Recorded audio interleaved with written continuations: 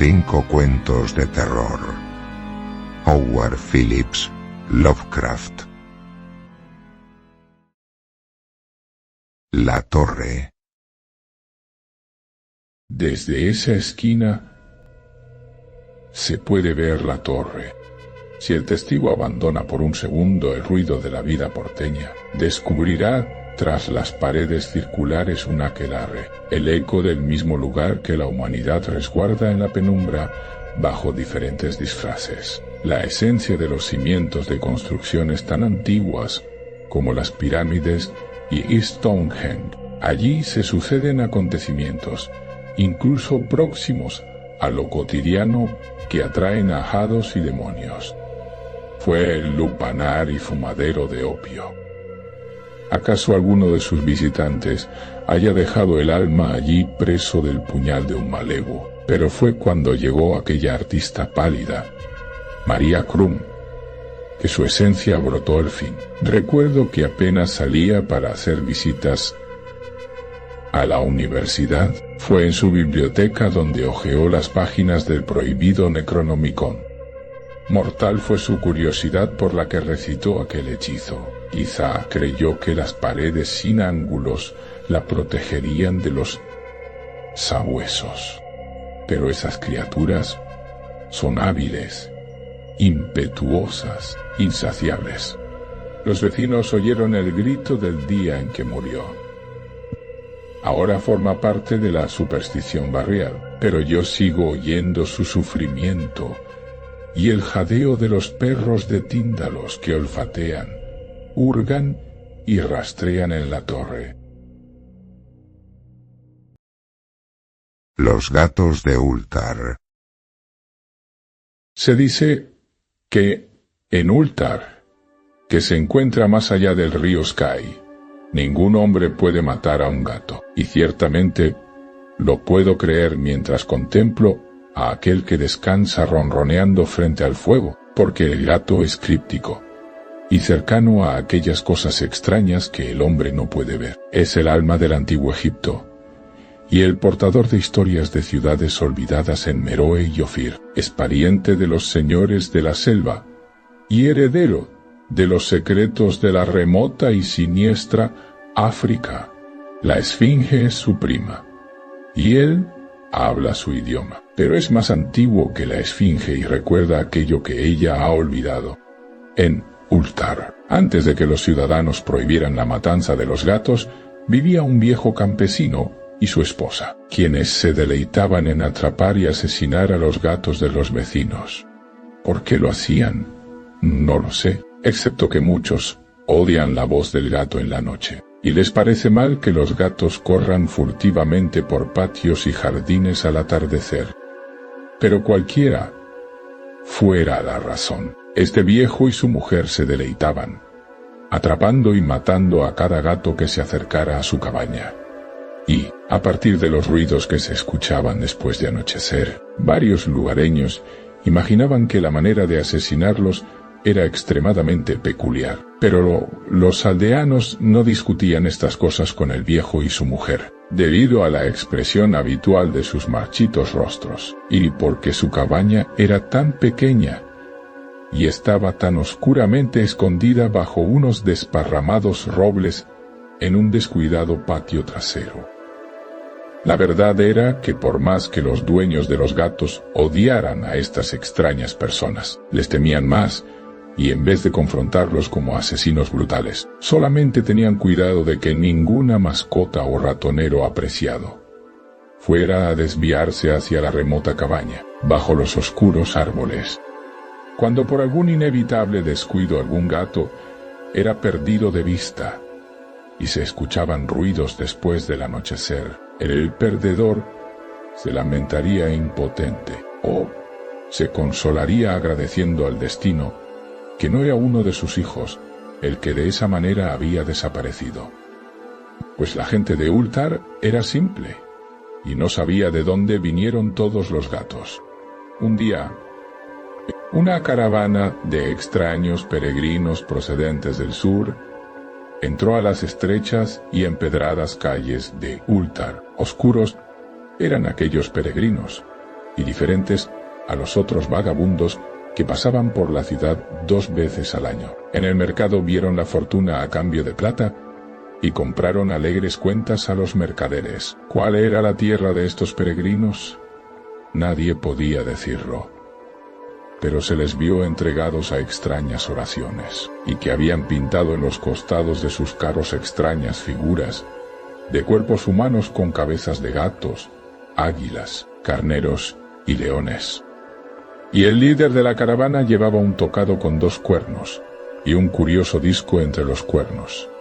En esta singular caravana había un niño pequeño sin padre ni madre, sino con solo un gatito negro a quien cuidar. La plaga no había sido generosa con él, mas le había dejado esta pequeña y peluda cosa para mitigar su dolor. Y cuando uno es muy joven, uno puede encontrar un gran alivio en las vivaces travesuras de un gatito negro. De esta forma, el niño, al que la gente oscura llamaba Menes, sonreía más frecuentemente de lo que lloraba mientras se sentaba jugando con su gracioso gatito en los escalones de un carro pintado de manera extraña.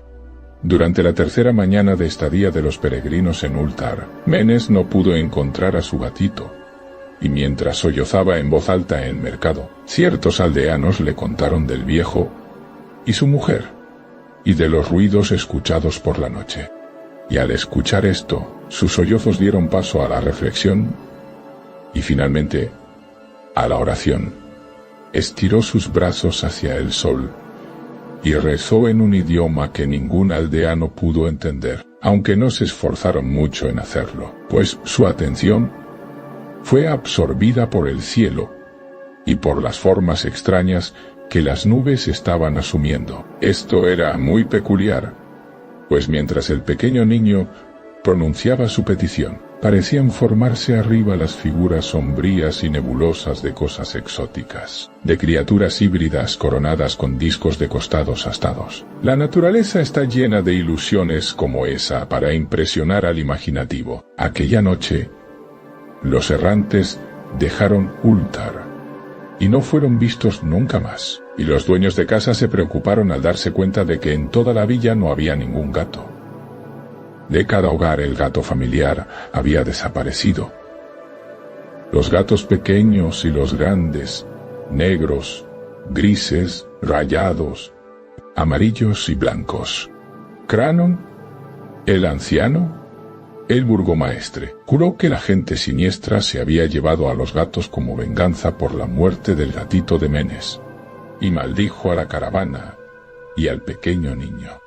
Pero Nid, el enjuto notario, declaró que el viejo campesino y su esposa eran probablemente los más sospechosos, pues su odio por los gatos era notorio y, con creces, descarado.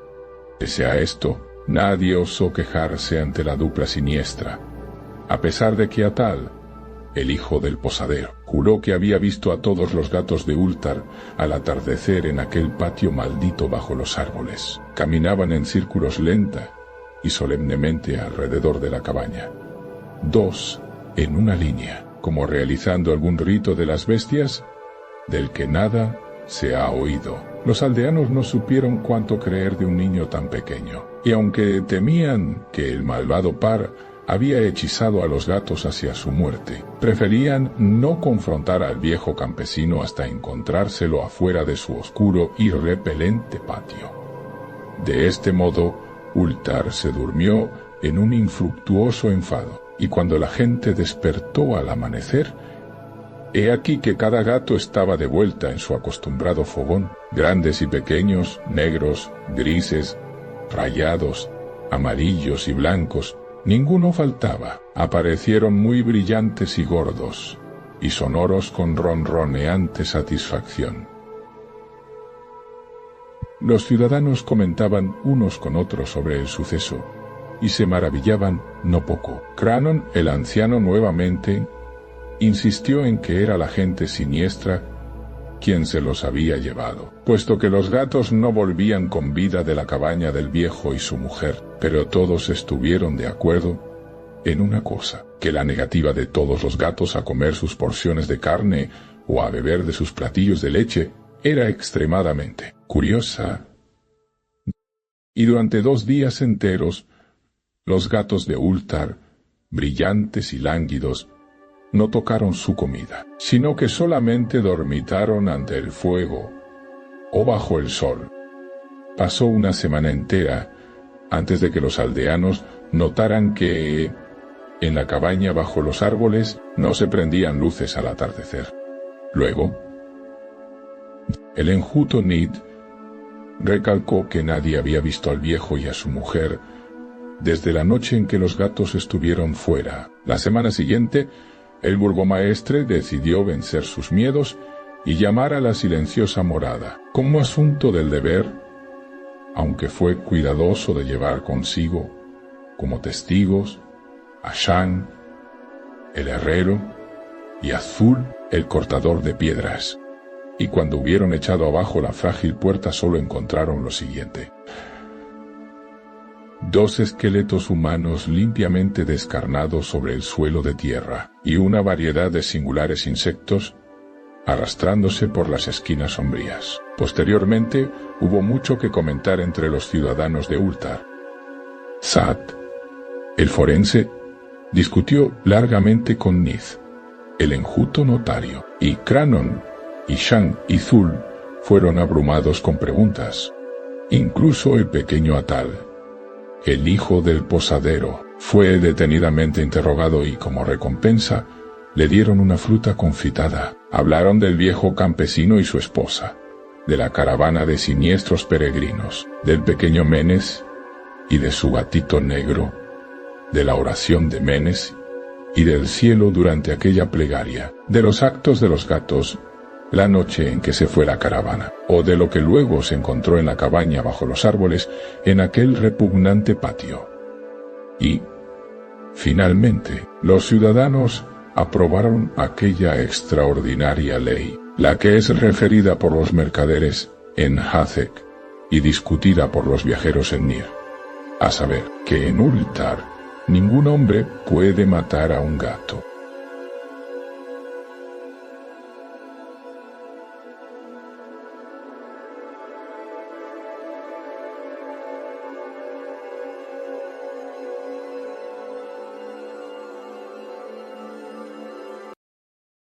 El árbol de la colina.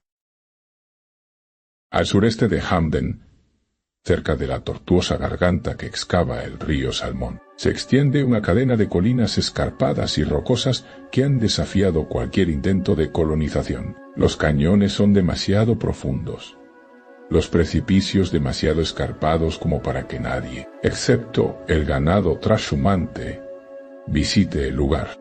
La última vez que me acerqué a Hamden, la región, conocida como el infierno, formaba parte de la reserva del bosque de la montaña azul. Ninguna carretera comunica este lugar inaccesible con el mundo exterior, y los montañeses dicen que es un trozo del jardín de su majestad Satán trasplantado a la tierra. Una leyenda local asegura que la zona está hechizada, aunque nadie sabe exactamente el porqué. Los lugareños no se atreven a aventurarse en sus misteriosas profundidades, y dan crédito a las historias que cuentan los indios, antiguos moradores de la región desde hace incontables generaciones, acerca de unos demonios gigantes venidos del exterior que habitaban en estos parajes. Estas sugerentes leyendas estimularon mi curiosidad.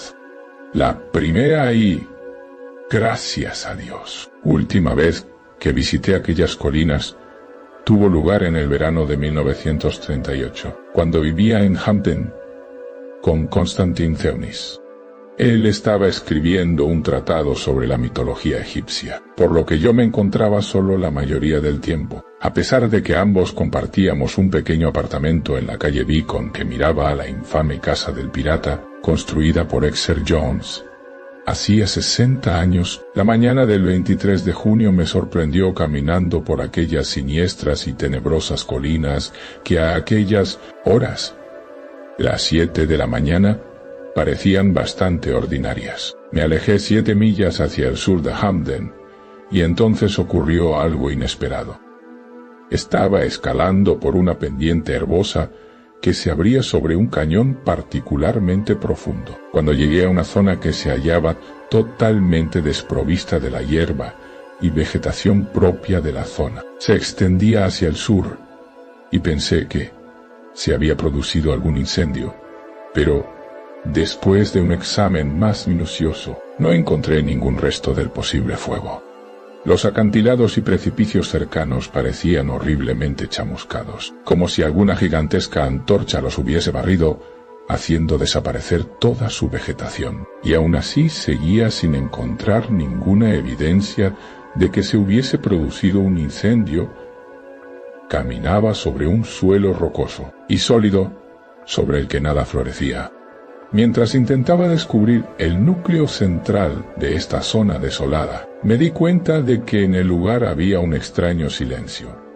No se veía ningún ave, ninguna liebre, incluso los insectos parecían rehuir la zona. Me encaramé a la cima de un pequeño montículo, intentando calibrar la extensión de aquel paraje inexplicable y triste. Entonces vi el árbol solitario. Se hallaba en una colina un poco más alta que las circundantes, de tal forma que enseguida lo descubrí, pues contrastaba con la soledad del lugar. No había visto ningún árbol en varias millas a la redonda. Algún arbusto retorcido, cargado de bayas que crecía encaramado a la roca, pero ningún árbol. Era muy extraño descubrir uno precisamente en la cima de la colina. Atravesé 2 pequeños cañones antes de llegar al sitio. Me esperaba una sorpresa. No era un pino, ni un abeto, ni un almez. Jamás había visto, en toda mi existencia, algo que se le pareciera. Y, gracias a Dios, jamás he vuelto a ver uno igual. Se parecía a un roble más que a cualquier otro tipo de árbol. Era enorme, con un tronco nudoso, que medía más de 1 metro de diámetro, y unas inmensas ramas que sobresalían del tronco a tan solo unos pies del suelo. Las hojas tenían forma redondeada, y todas tenían un curioso parecido entre sí. Podría parecer un lienzo, pero juro que era real. Siempre supe que era, a pesar de lo que dijo Zeunis después. Recuerdo que miré la posición del sol, y decidí que eran aproximadamente las 10 de la mañana, a pesar de no mirar mi reloj. El día era cada vez más caluroso, por lo que me senté un rato bajo la sombra del inmenso árbol. Entonces, me di cuenta de la hierba que crecía bajo las ramas. Otro fenómeno singular, si tenemos en cuenta la desolada extensión de tierra que había atravesado. Una caótica formación de colinas, gargantas y barrancos me rodeaba por todos sitios, aunque la elevación donde me encontraba era la más alta en varias millas a la redonda. Miré el horizonte hacia el este, y asombrado, atónito, no pude evitar dar un brinco. Destacándose contra el horizonte azul, sobresalían las montañas Bitterroot. No existía ninguna otra cadena de picos nevados en 300 kilómetros a la redonda de Hampton. Pero yo sabía que, a esta altitud, no debería verlas. Durante varios minutos contemplé lo imposible. Después, comencé a sentir una especie de modorra. Me tumbé en la hierba que crecía bajo el árbol. Dejé mi cámara de fotos a un lado. Me quité el sombrero y me relajé, mirando al cielo a través de las hojas verdes. Cerré los ojos. Entonces se produjo un fenómeno muy curioso. Una especie de visión vaga y nebulosa, un sueño diurno, una ensoñación que no se asemejaba a nada familiar. Imaginé que contemplaba un gran templo sobre un mar de cieno, en el que brillaba el reflejo rojizo de 3 pálidos soles. La enorme cripta, o templo, tenía un extraño color, medio violeta, medio azul. Grandes bestias voladoras surcaban el nuboso cielo, y yo creía sentir el aletear de sus membranosas alas. Me acerqué al templo de piedra, y un portalón enorme se dibujó delante de mí.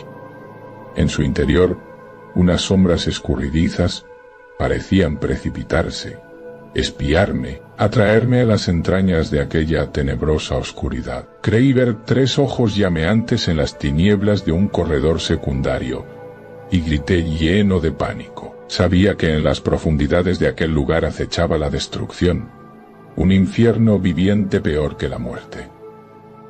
Grité de nuevo. La visión desapareció. Vi las hojas y el cielo terrestre sobre mí. Hice un esfuerzo para levantarme. Temblaba. Un sudor gélido corría por mi frente. Tuve unas ganas locas de huir, correr ciegamente, alejándome de aquel tétrico árbol sobre la colina.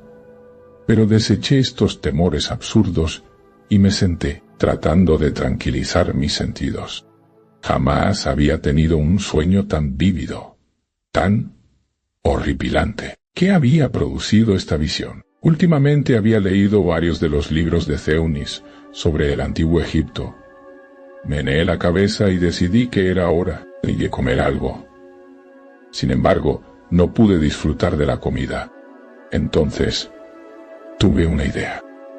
Saqué varias instantáneas del árbol para mostrárselas a Theonis, seguro de que las fotos lo sacarían de su habitual estado de indiferencia. A lo mejor, le contaba el sueño que había tenido, abrí el objetivo de mi cámara y tomé media docena de instantáneas del árbol. También hice otra de la cadena de picos nevados que se extendía en el horizonte. Pretendía volver y las fotos podrían servir de ayuda.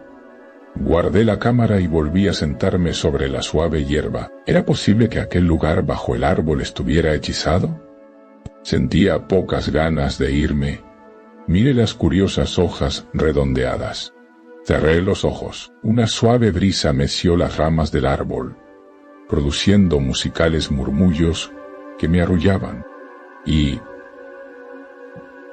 de repente vi de nuevo el pálido cielo rojizo y los 3 soles, las tierras de las 3 sombras. Otra vez contemplaba el enorme templo. Era como si flotase en el aire, un espíritu sin cuerpo, explorando las maravillas de un mundo loco y multidimensional. Las cornisas inexplicables del templo me aterrorizaban, y supe que aquel lugar no había sido jamás contemplado ni en los más locos sueños de los hombres. De nuevo aquel inmenso portalón bostezó delante de mí, y yo era atraído hacia las tinieblas del interior. Era como si mirase el espacio ilimitado. Vi el abismo, algo que no puedo describir en palabras. Un pozo negro, sin fondo, lleno de seres innominables y sin forma, cosas delirantes, salvajes, tan sutiles como la bruma de Shambhala. Mi alma se encogió. Tenía un pánico devastador. Grité salvajemente, creyendo que pronto me volvería loco. Corrí. Dentro del sueño. Corrí preso de un miedo salvaje, aunque no sabía hacia dónde iba. Salí de aquel horrible templo y de aquel abismo infernal, aunque sabía, de alguna manera, que volvería. Por fin pude abrir los ojos. Ya no estaba bajo el árbol. Yacía, con las ropas desordenadas y sucias, en una ladera rocosa. Me sangraban las manos. Me erguí, mirando a mi alrededor. Reconocí dónde me hallaba. Era el mismo sitio desde donde había contemplado por primera vez toda aquella requemada región. Había estado caminando varias millas inconsciente. No vi aquel árbol, lo cual me alegró. Incluso las perneras del pantalón estaban vueltas, como si me hubiese estado arrastrando parte del camino. Observé la posición del sol. Atardecía. ¿Dónde había estado? Miré la hora en el reloj. Se había parado a las 10:34.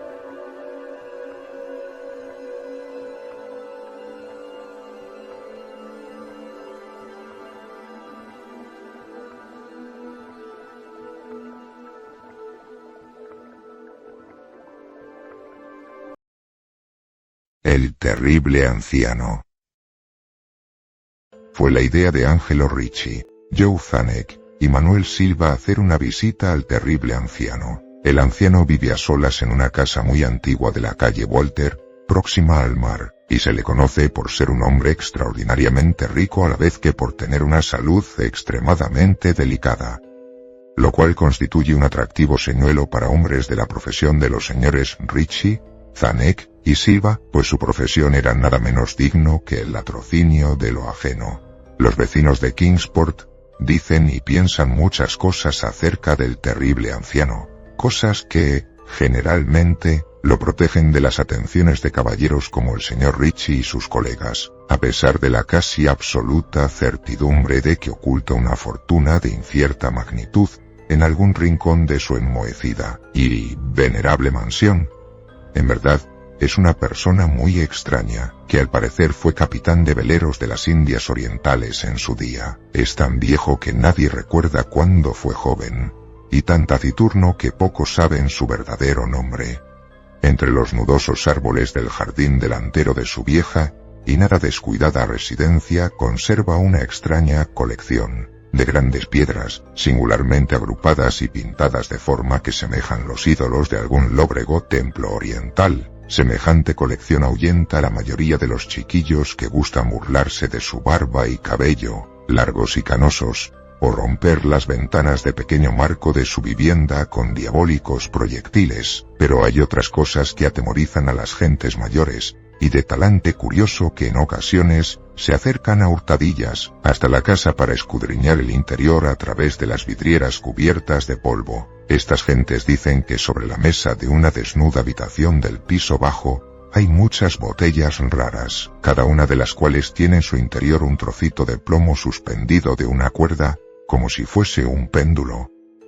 Y dicen que el terrible anciano habla a las botellas, llamándolas por nombres tales como Jack, cara cortada, Tom el largo, Joe el español, Peters y Mate Ellis, y que siempre que habla una botella el pendulito de plomo que lleva dentro emite unas vibraciones precisas a modo de respuesta.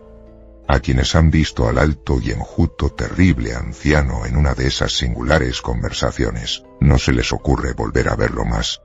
Pero Angelo Ritchie, Joe Zanuck y Manuel Silva no eran naturales de Kingsport. Pertenecían a esa nueva y heterogénea estirpe extranjera que queda al margen del atractivo círculo de la vida y tradiciones de Nueva Inglaterra, y no vieron en el terrible anciano otra cosa que un viejo achacoso y prácticamente indefenso, que no podía andar sin la ayuda de su nudoso cayado, y cuyas escuálidas y endebles manos temblaban de modo harto lastimoso. A su manera se compadecían mucho del solitario e impopular anciano, a quien todos rehuían, y a quien no había perro que no ladrase con especial virulencia. Pero los negocios y, para un ladrón entregado de lleno a su profesión, siempre es tentador y provocativo un anciano de salud enfermiza que no tiene cuenta abierta en el banco, y que para subvenir a sus escasas necesidades paga en la tienda del pueblo con oro y plata españoles acuñados 2 siglos atrás. Los señores Ritchie, Zanuck y Silva eligieron la noche del 11 de abril para efectuar su visita. El señor Ritchie y el señor Silva se encargarían de hablar con el pobre y anciano caballero, mientras el señor Zanuck se quedaba esperándolos a los dos y a su presumible cargamento metálico, en un coche cubierto, en la calle Ship, junto a la verja del alto muro posterior de la finca de su anfitrión. El deseo de eludir explicaciones innecesarias en caso de una aparición inesperada de la policía aceleró los planes para una huida sin apuros y sin alaracas. Tal como lo habían proyectado, los 3 aventureros se pusieron manos a la obra por separado con objeto de evitar cualquier malintencionada sospecha. A posteriori, los señores Ritchie y Silva se encontraron en la calle Walter, junto a la puerta de entrada de la casa del anciano, y aunque no les gustó cómo se reflejaba la luna en las piedras pintadas que se veían por entre las ramas en flor de los retorcidos árboles, tenían cosas en que pensar más importantes que dejar volar su imaginación con manidas supersticiones. Temían que fuese una tarea desagradable hacerle soltar la lengua al terrible anciano para averiguar el paradero de su oro y plata, pues los viejos lobos marinos son particularmente testarudos y perversos. En cualquier caso, se trataba de alguien muy anciano y endeble, y ellos eran 2 personas que iban a visitarlo. Los señores Ritchie y Silva eran expertos en el arte de volver volubles a los tercos, y los gritos de un débil y más que venerable anciano no son difíciles de sofocar. Así que se acercaron hasta la única ventana alumbrada y escucharon cómo el terrible anciano hablaba en tono infantil a sus botellas con péndulos. Se pusieron sendas máscaras y llamaron con delicadeza en la descolorida puerta de roble. La espera le pareció muy larga al señor Zanek, que se agitaba inquieto en el coche aparcado junto a la verja posterior de la casa del terrible anciano, en la calle Sheep. Era una persona más impresionable de lo normal, y no le gustaron nada los espantosos gritos que había oído en la mansión momentos antes de la hora fijada para iniciar la operación. No les había dicho a sus compañeros que trataran con el mayor cuidado al pobre y viejo lobo de mar. Presa de los nervios, observaba la estrecha puerta de roble en el alto muro de piedra cubierto de hiedra. No cesaba de consultar el reloj, y se preguntaba por los motivos del retraso. Habría muerto el anciano antes de revelar dónde se ocultaba el tesoro, y habría sido necesario proceder a un registro completo. Al señor Zanek no le gustaba esperar tanto a oscuras en semejante lugar.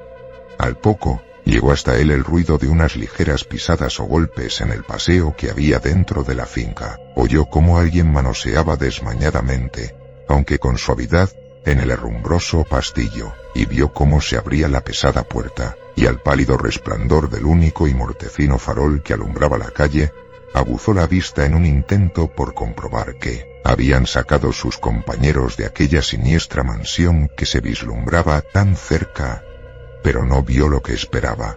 Allí no estaban ni por asomo sus compañeros, sino el terrible anciano que se apoyaba con aire tranquilo en su nudoso cayado, y sonreía malignamente. El señor Zanek no se había fijado hasta entonces en el color de los ojos de aquel hombre. Ahora podía ver que eran amarillos. Las pequeñas cosas producen grandes conmociones en las ciudades provincianas. Tal es el motivo de que los vecinos de Kingsport hablasen a lo largo de toda aquella primavera y el verano siguiente de los tres cuerpos sin identificar, horriblemente mutilados, como si hubieran recibido múltiples cuchilladas, y horriblemente triturados, como si hubieran sido objeto de las pisadas de muchas botas despiadadas, que la marea arrojó a tierra. Y algunos hasta hablaron de cosas tan triviales como el coche abandonado que se encontró en la calle Sheep, o de ciertos gritos harto inhumanos, probablemente de un animal extraviado, o de un pájaro inmigrante, escuchados durante la noche por los vecinos que no podían conciliar el sueño.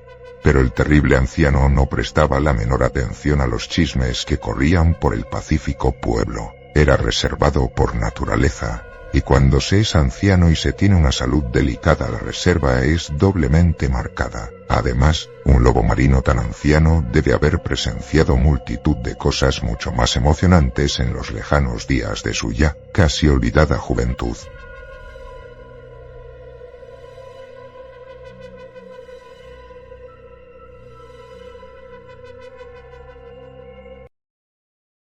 La bestia en la cueva. La horrible conclusión que se había ido abriendo camino en mi espíritu de manera gradual era ahora una terrible certeza. Estaba perdido por completo, perdido sin esperanza en el amplio y laberíntico recinto de la caverna de Mamut. Dirigiese a donde dirigiese mi esforzada vista, no podía encontrar ningún objeto que me sirviese de punto de referencia para alcanzar el camino de salida. No podía mi razón albergar la más ligera esperanza de volver jamás a contemplar la bendita luz del día, ni de pasear por los valles y las colinas agradables del hermoso mundo exterior. La esperanza se había desvanecido. A pesar de todo, educado como estaba por una vida entera de estudios filosóficos, obtuve una satisfacción no pequeña de mi conducta desapasionada, porque, aunque había leído con frecuencia sobre el salvaje frenesí en el que caían las víctimas de situaciones similares, no experimenté nada de esto, sino que permanecí tranquilo tan pronto como comprendí que estaba perdido. Tampoco me hizo perder ni por un momento la compostura la idea de que era probable que hubiese vagado hasta más allá de los límites en los que se me buscaría.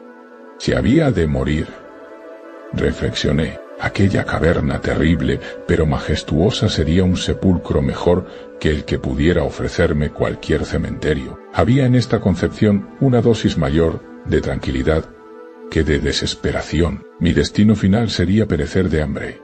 Estaba seguro de ello. Sabía que algunos se habían vuelto locos en circunstancias como esta, pero no acabaría yo así. Yo solo era el causante de mi desgracia.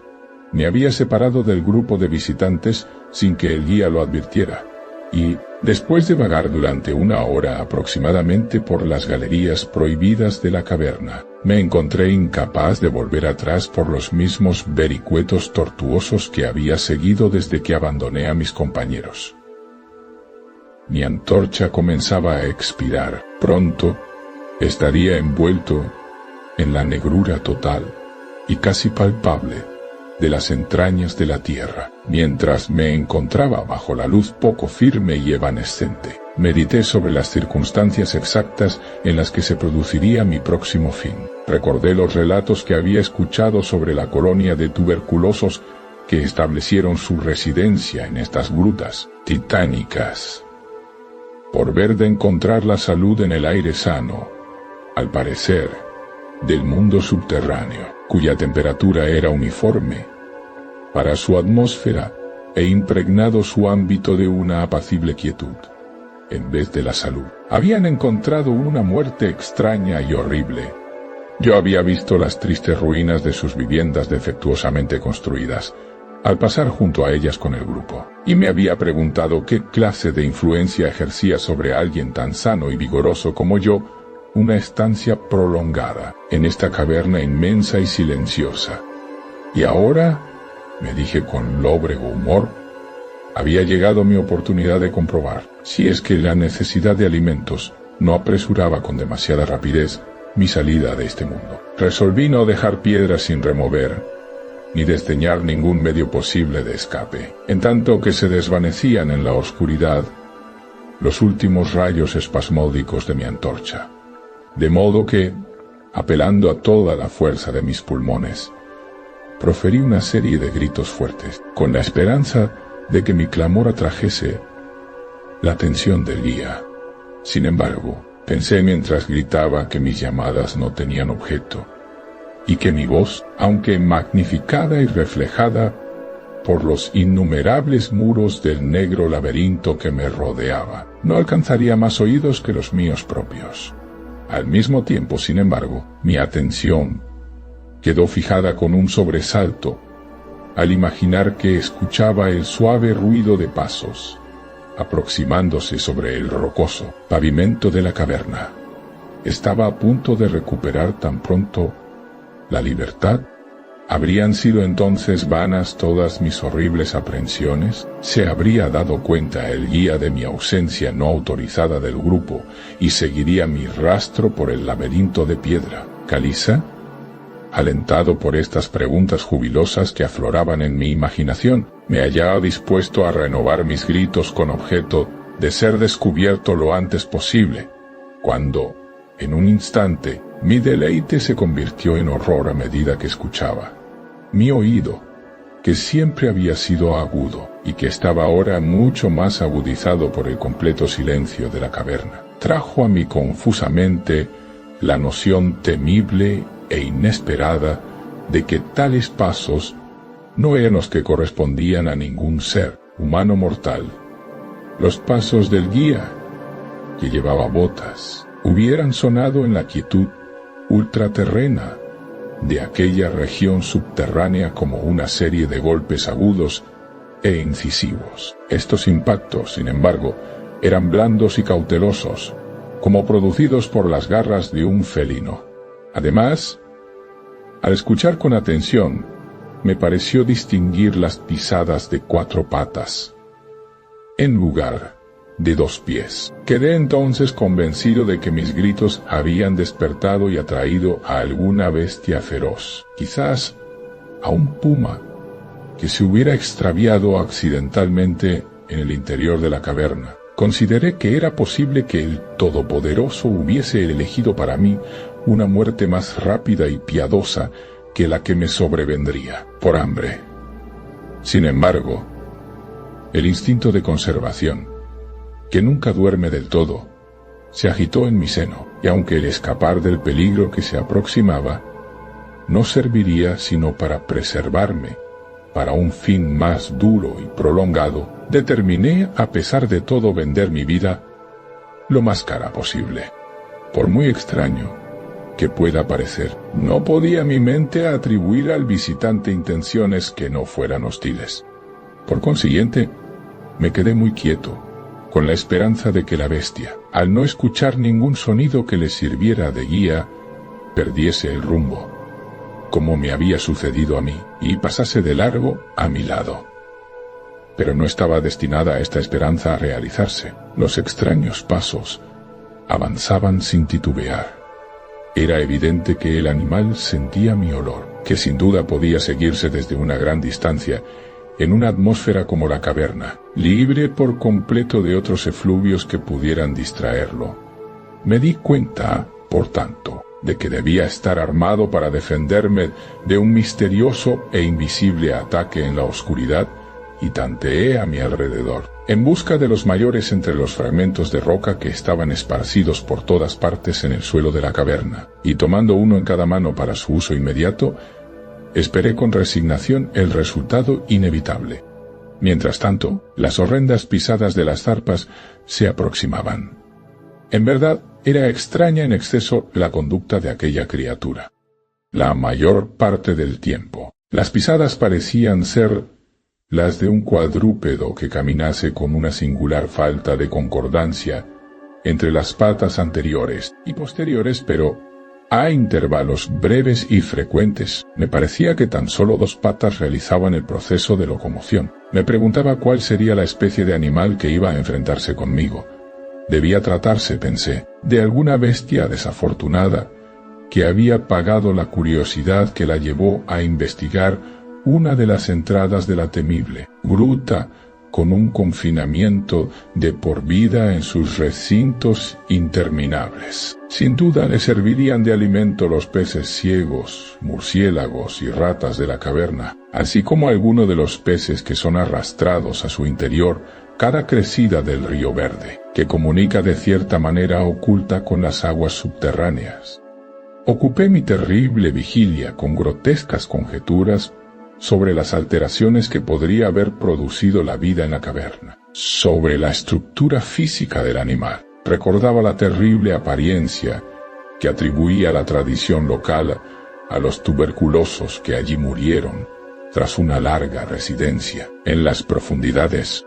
Entonces, recordé con sobresalto que aunque llegase a abatir a mi antagonista, nunca contemplaría su forma, ya que mi antorcha se había extinguido hacía tiempo, y yo estaba por completo desprovisto de fósforos. La tensión de mi mente se hizo entonces tremenda. Mi fantasía dislocada hizo surgir formas terribles y terroríficas de la siniestra oscuridad que me rodeaba y que parecía verdaderamente apretarse en torno de mi cuerpo.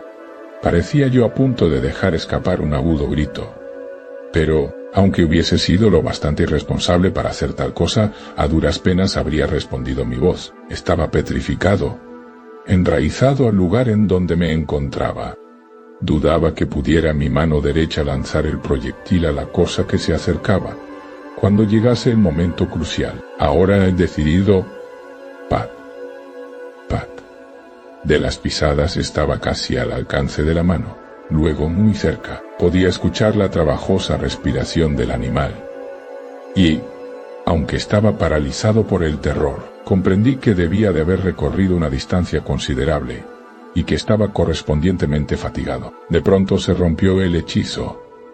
Mi mano, guiada por mi sentido del oído, siempre digno de confianza, lanzó con todas sus fuerzas la piedra afilada hacia el punto en la oscuridad de donde procedía la fuerte respiración, y puedo informar con alegría que casi alcanzó su objetivo. Escuché cómo la cosa saltaba y volvía a caer a cierta distancia. Allí pareció detenerse. Después de reajustar la puntería, descargué el segundo proyectil. Con mayor efectividad esta vez, escuché caer la criatura, vencida por completo, y permaneció yaciente e inmóvil. Casi agobiado por el alivio que me invadió, me apoyé en la pared. La respiración de la bestia se seguía oyendo, en forma de jadeantes y pesadas inhalaciones y exhalaciones. Deduje de ello que no había hecho más que herirla, y entonces perdí todo deseo de examinarla. Al fin, un miedo supersticioso, irracional, se había manifestado en mi cerebro, y no me acerqué al cuerpo, ni continué arrojándole piedras para completar la extinción de su vida. En lugar de esto, corrí a toda velocidad, en lo que era, tan aproximadamente como pude juzgarlo en mi condición de frenesí, la dirección por la que había llegado hasta allí.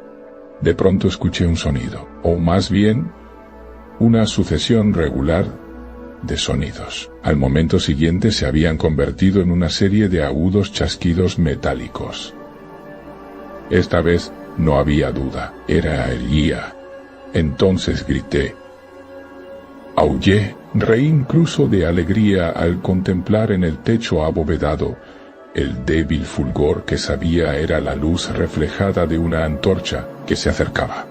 Corrí al encuentro del resplandor y, antes de que pudiese comprender por completo lo que había ocurrido, estaba postrado a los pies del guía y besaba sus botas mientras balbuceaba, a despecho de la orgullosa reserva que es habitual en mí.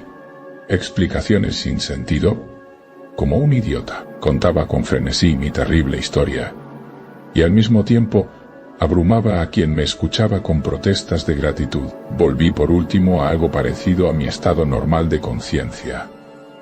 El guía había advertido mi ausencia al regresar el grupo a la entrada de la caverna y, guiado por su propio sentido intuitivo de la orientación, se había dedicado a explorar a conciencia los pasadizos laterales que se extendían más allá del lugar en el que había hablado conmigo por última vez, y localizó mi posición tras una búsqueda de más de 3 horas.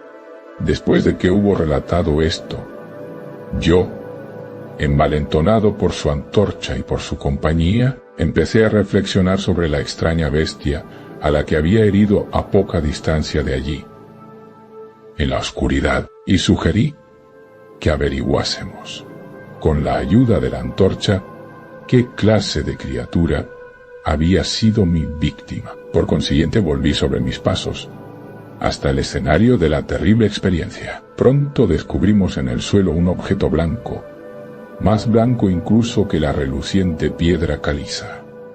Nos acercamos con cautela y dejamos escapar una simultánea exclamación de asombro. Porque este era el más extraño de todos los monstruos extranaturales que cada uno de nosotros dos hubiera contemplado en la vida. Resultó tratarse de un mono antropoide de grandes proporciones, escapado quizás de algún zoológico ambulante. Su pelaje era blanco como la nieve, cosa que sin duda se debía a la calcinadora acción de una larga permanencia en el interior de los negros confines de las cavernas, y era también sorprendentemente escaso, y estaba ausente en casi todo el cuerpo, salvo de la cabeza. Era allí abundante, y tan largo que caía en profusión sobre los hombros. Tenía la cara vuelta del lado opuesto a donde estábamos, y la criatura yacía casi directamente sobre ella. La inclinación de los miembros era singular, aunque explicaba la alternancia en su uso que yo había advertido antes, por lo que la bestia avanzaba a veces a 4 patas, y otras en solo 2. De las puntas de sus dedos se extendían uñas largas, como de rata. Los pies no eran prensiles, hecho que atribuía a la larga residencia en la caverna que, como ya he dicho antes, parecía también la causa evidente de su blancura total y casi ultraterrena, tan característica de toda su anatomía. Parecía carecer de cola. La respiración se había debilitado mucho, y el guía sacó su pistola con la clara intención de despachar a la criatura, cuando de súbito un sonido que ésta emitió hizo que el arma se le cayera de las manos sin ser usada. Resulta difícil describir la naturaleza de tal sonido. No tenía el tono normal de cualquier especie conocida de simios, y me pregunté si su cualidad extranatural no sería resultado de un silencio completo y continuado por largo tiempo, roto por la sensación de llegada de luz que la bestia no debía de haber visto desde que entró por vez primera en la caverna. El sonido, que intentaré describir como una especie de parloteo en tono profundo, continuó débilmente. Al mismo tiempo, un fugaz espasmo de energía pareció conmover el cuerpo del animal. Las garras hicieron un movimiento convulsivo, y los miembros se contrajeron. Con una convulsión del cuerpo, rodó sobre sí mismo, de modo que la cara quedó vuelta hacia nosotros. Quedé por un momento tan petrificado de espanto por los ojos de esta manera revelados que no me apercibí de nada más. Eran negros aquellos ojos, de una negrura profunda en horrible contraste con la piel y el cabello de nívea blancura, como los de las otras especies cavernícolas. Estaban profundamente hundidos en sus órbitas y por completo desprovistos de iris. Cuando miré con mayor atención, vi que estaban enclavados en un rostro menos prognático que el de los monos corrientes, e infinitamente menos velludo. La nariz era prominente. Mientras contemplábamos la enigmática visión que se representaba a nuestros ojos, los gruesos labios se abrieron y varios sonidos emanaron de ellos, tras lo cual la cosa se sumió en el descanso de la muerte. El guía se aferró a la manga de mi chaqueta y tembló con tal violencia que la luz se estremeció convulsivamente, proyectando en la pared fantasmagóricas sombras en movimiento. Yo no me moví. Me había quedado rígido, con los ojos llenos de horror, fijos en el suelo delante de mí. El miedo me abandonó, y en su lugar se sucedieron los sentimientos de asombro, compasión y respeto. Los sonidos que murmuró la criatura abatida que yacía entre las rocas calizas nos revelaron la tremenda verdad. La criatura que yo había matado, la extraña bestia de la cueva maldita, era, o había sido alguna vez, un hombre.